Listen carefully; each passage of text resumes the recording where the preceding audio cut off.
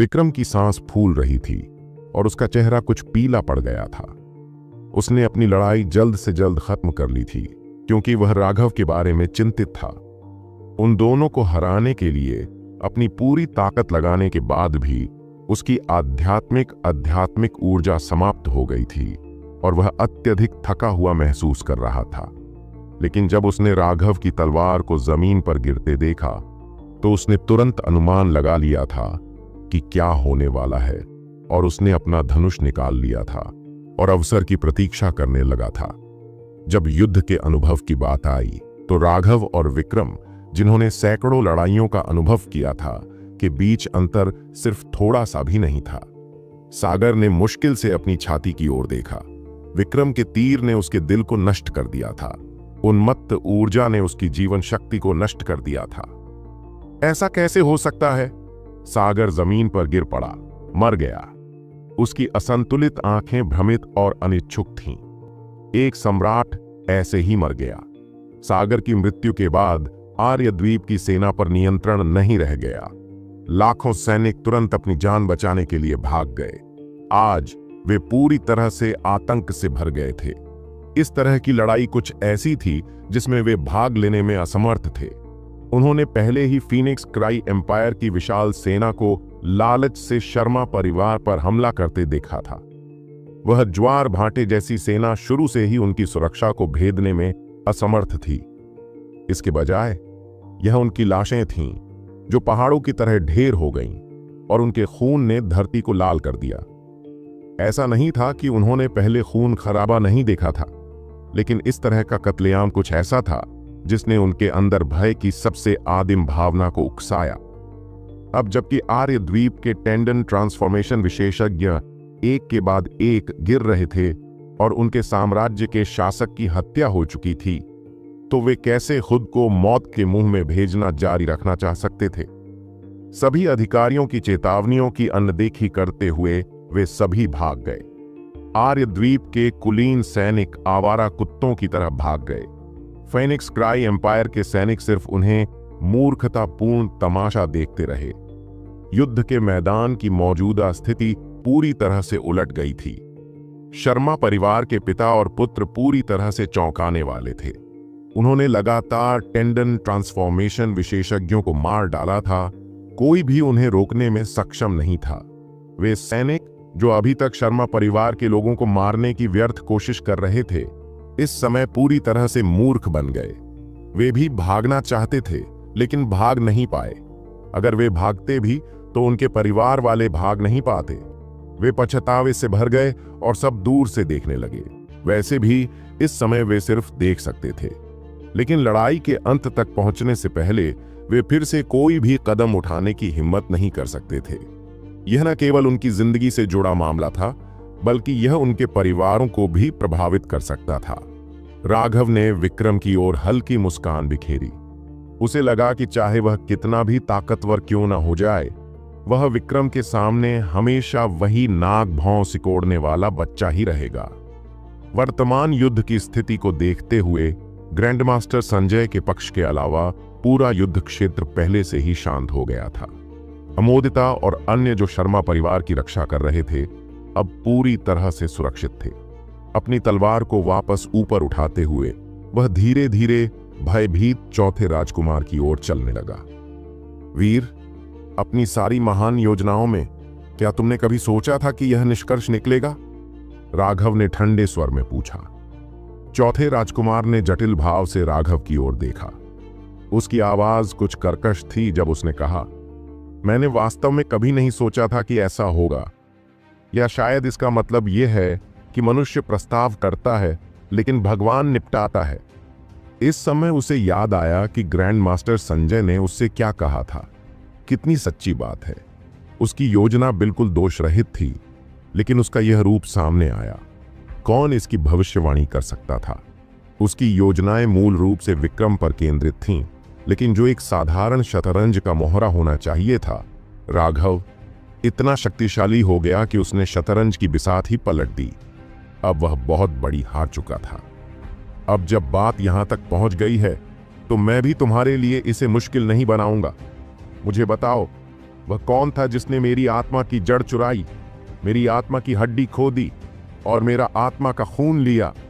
मुझे बताओ और मैं तुम्हें एक दर्द रहित मौत दे सकता हूं। राघव ने चौथे राजकुमार को करीब से देखा।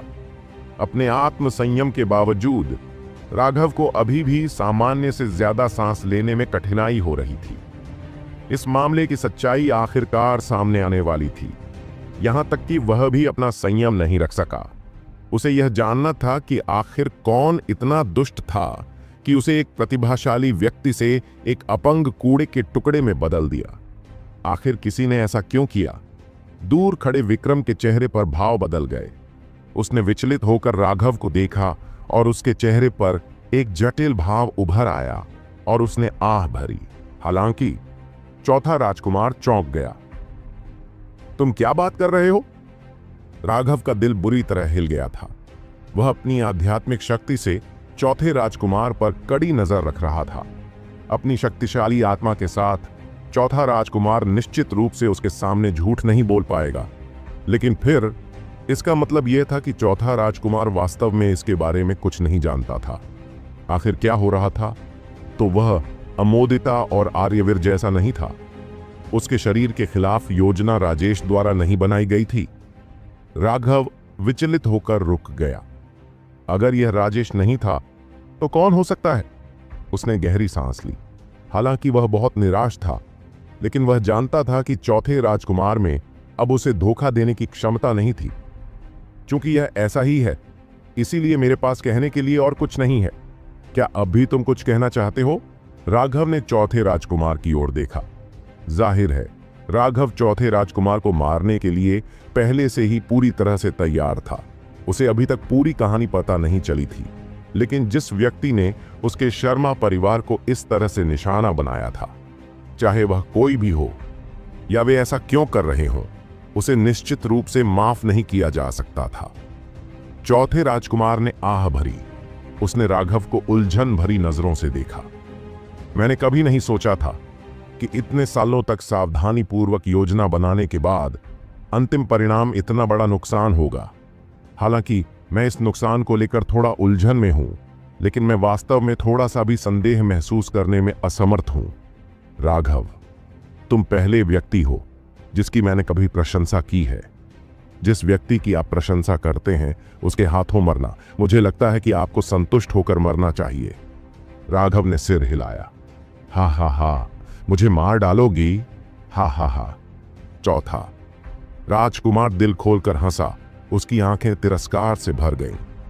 क्या तुम्हें लगता है कि तुम पहले ही जीत चुके हो? तुम गलत हो। अगर मैं मर भी गया तो तुम भी मेरे सामने मरोगे। राघव ने अब शब्दों पर कोई समय बर्बाद नहीं किया। अपनी तलवार लेकर वह चौथे राजकुमार पर टूट पड़ा। एक दर्जन रक्त संघनन विशेषज्ञ उसके सामने दौड़ पड़े। वे सभी लोग मृत्यु योद्धा थे जिन्हें चौथे राजकुमार ने तैयार किया था। किसी ऐसे व्यक्ति का सामना करने के बावजूद जिसे वे संभवतः नहीं हरा सकते थे, उन्होंने कोई डर नहीं दिखाया, क्योंकि उन्होंने अपने हथियारों से उस पर हमला किया। तलवार, आध्यात्मिक ऊर्जा ने अपनी तलवार के एक ही वार से उन्हें पूरी तरह से मिटा दिया। राघव के सामने उन लोगों में प्रतिरोध करने की थोड़ी सी भी क्षमता नहीं थी। एक ही वार में सभी अवरोधों को हटाते हुए वह जमीन पर गिर पड़ा और अपनी तलवार से वार करते हुए सीधे चौथे राजकुमार की ओर बढ़ा। अचानक चौथे राजकुमार के सामने एक और व्यक्ति प्रकट हुआ। उसने एक हाथ से तलवार की नोक को हल्के से पकड़ लिया। कई टन वजनी वह तलवार वास्तव में आसानी से रुक गई। राघव की आंखें सिकुड़ गईं जब उसने इस सफेद वस्त्रधारी व्यक्ति को देखा। हालांकि उसने कोई विशेष आश्चर्य नहीं दिखाया। जैसे ही वह वहां पहुंचा, उसने तुरंत महसूस किया कि दो आंखें उस पर केंद्रित हैं। शुरू में उनमें बहुत अधिक शत्रुता नहीं थी, लेकिन जैसे जैसे उसने एक के बाद एक टेंडन परिवर्तन विशेषज्ञों को मारा, वह शत्रुता और भी अधिक घनी होती गई। अंत में राघव को स्पष्ट रूप से पता चल गया कि यह व्यक्ति चौथे राजकुमार के पीछे था, लेकिन उस व्यक्ति का इतनी आसानी से उसके वार को झेल पाना निश्चित रूप से आश्चर्यजनक था। सफेद वस्त्र पहने आदमी की शक्ल देखकर सभी चौंक गए। विक्रम जल्दी से राघव के पास गया और सफेद वस्त्र पहने आदमी पर नजर रखने लगा। तुम पर्दे के पीछे के मास्टरमाइंड हो? राघव ने ठंडे स्वर में पूछा। मुझे लगता है। क्या तुम ही थे जिसने मेरे शरीर के साथ खिलवाड़ किया? उसने अपना सिर हिलाया। मुझे नहीं पता कि तुम किस बारे में बात कर रहे हो, लेकिन किसी भी मामले में अपने बारे में इतना ऊंचा मत सोचो। मुझे एक छोटी सी चींटी के खिलाफ कोई योजना बनाने की जरूरत नहीं है। जैसे ही उसने बोलना समाप्त किया, अचानक उसके हाथ पर एक सफेद रोशनी दिखाई दी। अपनी एक उंगली मोड़कर तलवार पर झटका मारने से राघव को लगा कि पूरी तलवार हिल गई है और वह स्थिर होने से पहले दर्जनों मीटर पीछे उड़ गया। अब राघव बहुत घबरा गया। उस सफेद वस्त्रधारी व्यक्ति ने अपनी साधना के आधार का जरा भी खुलासा नहीं किया था। सिर्फ एक उंगली की ताकत का इस्तेमाल करके उसका हमला एक टेंडन ट्रांसफॉर्मेशन विशेषज्ञ के पूरे बल के प्रहार के समान स्तर का था। आप एक संप्रदाय से हैं? विक्रम पूरी तरह से हैरान था। जो मरने वाला है उसे इतना कुछ जानने की जरूरत नहीं है, सफेद वस्त्र पहने व्यक्ति ने उदासीनता से उत्तर दिया। विक्रम ने उसे गंभीरता से देखा। उसने धीरे से राघव से कहा, राघव, मैं उसे रोकने जा रहा हूं। तुम जितना दूर भाग सकते हो भागो। यह देखकर कि राघव को कुछ समझ में नहीं आया, उसने चुपचाप कहा, संप्रदायों के लोगों की ताकत तुम्हारी कल्पना से कहीं ज्यादा है। हम आम लोग उनसे मुकाबला करने में पूरी तरह से असमर्थ हैं। उनकी युद्ध क्षमता अतुलनीय रूप से भयानक है। राघव ने अपना सिर हिलाया। माफ करना, मैं ऐसा नहीं कर सकता। विक्रम का चेहरा उतरता देख राघव ने उसके कुछ कहने का इंतजार नहीं किया और फिर आगे बोला, मैं पहले ही बड़ा हो चुका हूं। मुझे अपने फैसले लेने का अधिकार है। मैं मौत से भी बदतर जिंदगी जीने वाला कायर नहीं बनना चाहता। विक्रम बहस करने ही वाला था, लेकिन राघव की बात सुनकर और उसके अडिग दृढ़ संकल्प को देखकर उसके शब्द बीच में ही अटक गए और उसने उन्हें वापस निगल लिया।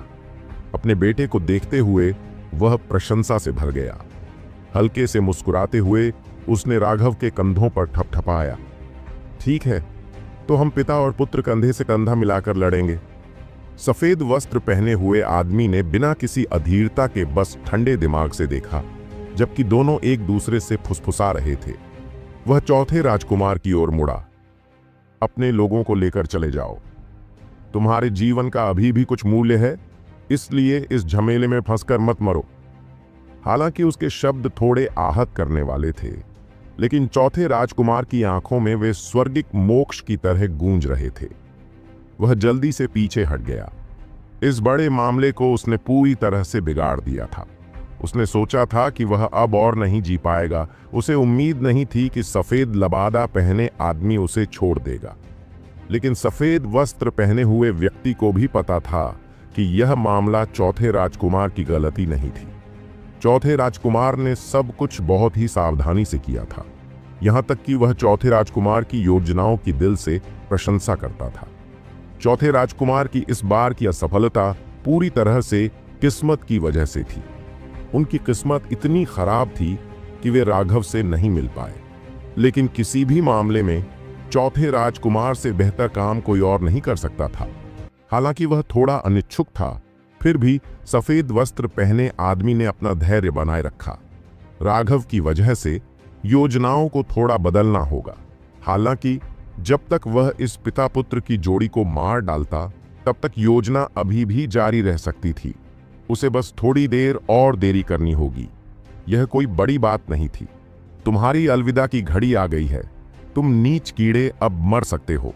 सफेद वस्त्र पहने हुए आदमी का शरीर लगभग तुरंत ही उन दोनों के पास पहुंच गया। उसने अपनी हथेली उन पर गिरा दी। उसकी हथेली के खोखले भाग के ऊपर एक हल्की रोशनी थी, जिससे जगह कांप उठी।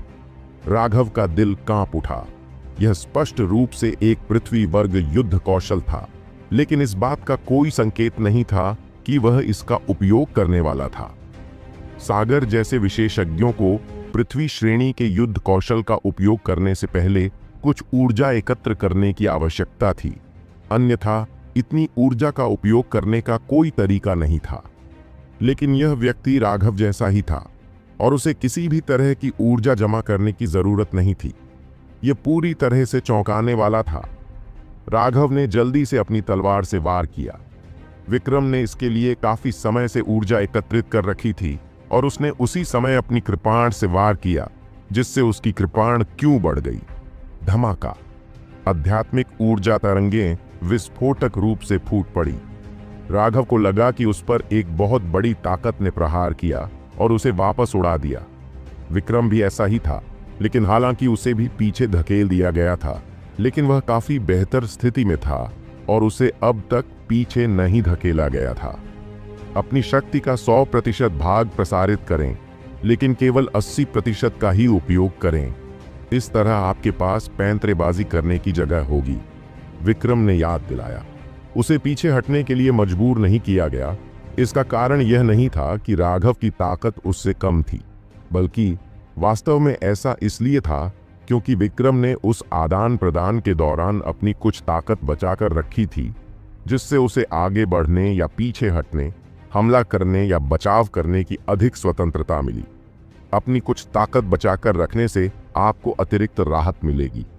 यदि आप अपने से समान स्तर के या शायद उससे भी अधिक शक्तिशाली स्तर के शत्रु से लड़ रहे हों, तो वह छोटी सी ताकत आपकी जान बचाने के लिए पर्याप्त हो सकती है। राघव ने सहमति में सिर हिलाया। वैद्यराज की यादों में विलीन होने के बाद वह उस तर्क को समझता है।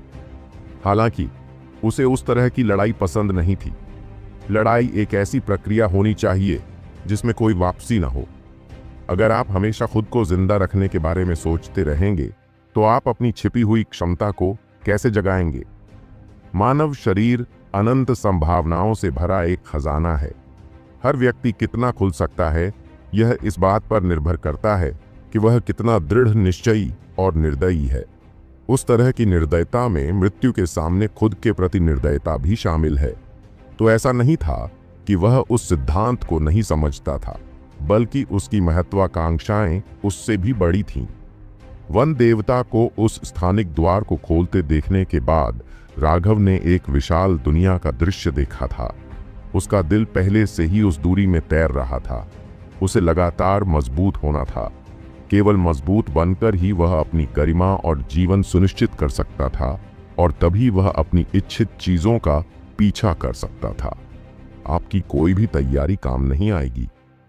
सफेद लबादा पहने उस आदमी ने ठंडी सांस ली और उन दोनों को ठंडी निगाहों से देखा। वह बिल्कुल वैसा ही था जैसे कोई सम्राट चींटियों को घृणा से देख रहा हो। तुम्हें मार देना ही काफी होगा।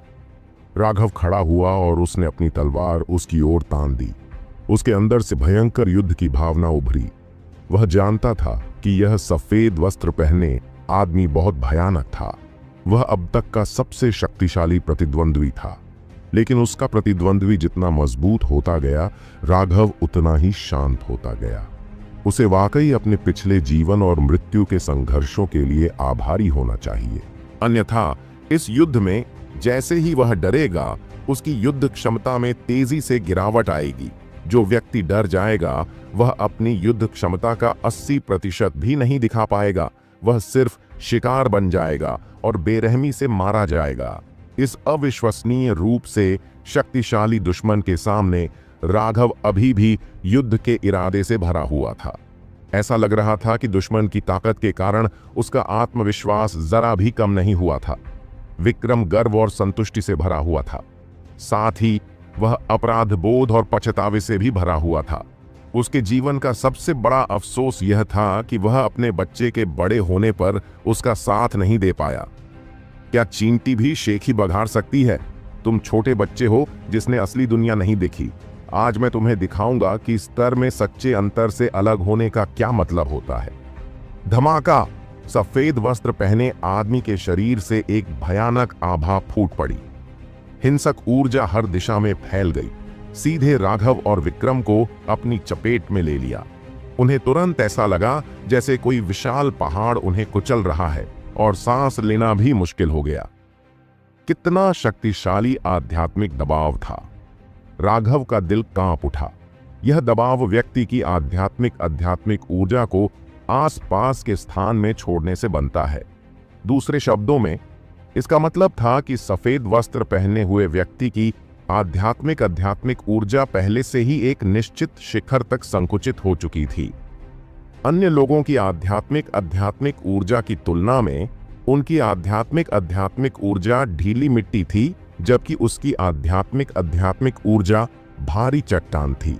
लेकिन राघव के लिए सबसे चौंकाने वाली बात यह थी कि सफेद वस्त्र पहने आदमी की आभा अभी भी टेंडन परिवर्तन के अंतिम चरण में थी।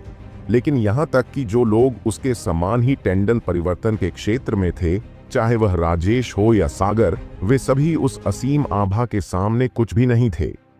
क्या तुमने सोचा था कि सिर्फ कुछ पतित कमजोर लोगों को मारकर तुम सच में लोगों के बीच युद्ध कर सकते हो? आज मैं तुम्हें दिखाऊंगा कि लोगों के बीच की बाधा कुछ ऐसी चीज नहीं है जिसकी कल्पना तुम जैसे दो चींटियां भी कर सकती हैं। वह ठंडी हंसी हंसा और उसके हाथ में एक तलवार दिखाई दी। जैसे ही वह तलवार दिखाई दी, तलवार आध्यात्मिक ऊर्जा स्वर्ग से गिर पड़ी। एक शक्तिशाली धार राघव और विक्रम पर टूट पड़ी। राघव को पता था कि यह असली लड़ाई थी। अब उसके पास कुछ भी बचाकर नहीं था। उसने अपनी तलवार उठाई और ज्वाला उसके ऊपर कूद पड़ी। जब राघव की तलवार सफेद लबादे वाले आदमी की तलवार से टकराई तो एक तेज आवाज निकली। राघव को लगा कि उसके अंदर कंपन हो रहा है और वह पीछे की ओर उड़ गया। लेकिन उससे ठीक पहले राघव ने देखा कि गोली की लौ जो उसकी तलवार पर थी सीधे उस सफेद वस्त्र वाले आदमी की ओर बढ़ी थी। जैसा कि हर कोई सोच रहा था कि वह सागर की तरह बन जाएगा और एक भयंकर नरक में समा जाएगा। वह ठंडे स्वर में मुस्कुराया और अपना बायां हाथ ऊपर उठाया। एक पारदर्शी सफेद पर्दा उसके शरीर के सामने ढाल की तरह प्रकट हुआ और उस गोली की ज्वाला को पूरी तरह से रोक दिया जो लोहे को भी पिघला सकती थी। क्या? राघव की अभिव्यक्ति बदल गई। उस सफेद वस्त्रधारी व्यक्ति की ताकत उसकी उम्मीदों से कहीं ज्यादा थी। साथ ही आध्यात्मिक ऊर्जा पर उसका नियंत्रण बिल्कुल भयानक था। वह जानता था कि यह एक विशेष तकनीक है जिसे उसने विकसित किया है। क्या संप्रदाय के शिष्य इतने ही गहन थे? यह एक बिल्कुल अद्भुत तकनीक थी। सफेद वस्त्र पहने आदमी की तुलना में राघव की तकनीक और युद्ध कौशल बहुत ही घटिया थे। राघव ने अब भी हमला ही किया था कि आसमान में 3 कृपाण की छवियां दिखाई दी। वे कृपाण की छवियां कई मीटर लंबी थीं और एक में मिलकर एक अतुलनीय हत्या का इरादा पैदा कर रही थीं। ट्राई सेबर सोल रीप, यह विक्रम का सबसे शक्तिशाली हमला माना जाता है। मैंने एक भी व्यक्ति के बारे में नहीं सुना है जो इसे रोक सके। मुझे आश्चर्य है कि क्या वह जीत पाएगा। राजधानी के आम लोग दूर से ही सब कुछ देख रहे थे। दूरी बहुत ज्यादा होने के कारण वे सब कुछ नहीं देख पा रहे थे, लेकिन उस सफेद वस्त्रधारी व्यक्ति की अविश्वसनीय शक्ति बहुत ही आकर्षक थी। फीनिक्स क्राई साम्राज्य को हिला देने वाले ऐसे बड़े मामले को उनकी नजरों से छिपाया नहीं जा सकता था। चौथे राजकुमार ने न केवल उन्हें रोकने की कोशिश की, बल्कि उसने जानबूझकर आम लोगों के लिए कुछ खुली जगहें छोड़ दी। वह सभी को डराने के लिए इस अवसर का लाभ उठाना चाहता था और इसलिए इन आम लोगों ने सब कुछ देखा था। फीनिक्स क्राई साम्राज्य में मार्शल आर्ट अपने स्वर्णिम युग में थे और शक्तिशाली लोगों की पूजा की जाती थी। अब जब वे राघव और विक्रम को इतनी बहादुरी से मुश्किलों के खिलाफ लड़ते हुए देख रहे थे, तो वे उनके प्रति प्रशंसा महसूस करने से खुद को रोक नहीं पाए। यह बात राघव के लिए खास तौर पर सच थी, जिसने लगातार टेंडन ट्रांसफॉर्मेशन विशेषज्ञों को मारा था। उनमें से एक साम्राज्य का शासक था। आखिर वह किस तरह की विस्मयकारी शक्ति थी? बहुत से लोगों को उम्मीद थी कि पिता पुत्र की जोड़ी अंत में जीत हासिल करेगी। ऐसे नायक के साम्राज्य को चलाने से साम्राज्य को तेजी से मजबूती मिलेगी। लेकिन विक्रम के हमले को देखकर सफेद वस्त्रधारी व्यक्ति ने उपहास में नाक भौं सिकोड़ी। मुझे यह पसंद नहीं कि चींटियां मुझ पर अपने पंजे दिखाएं। उसके हाथ में तलवार धीरे धीरे ऊपर उठी। तलवार से एक तेज आवाज आई। रोशनी की चमकदार किरणें बिजली की तरह आसमान में चमकीं, जिससे लोगों की आंखें चौंधिया गईं। भयानक रोशनी विक्रम पर गिर पड़ी।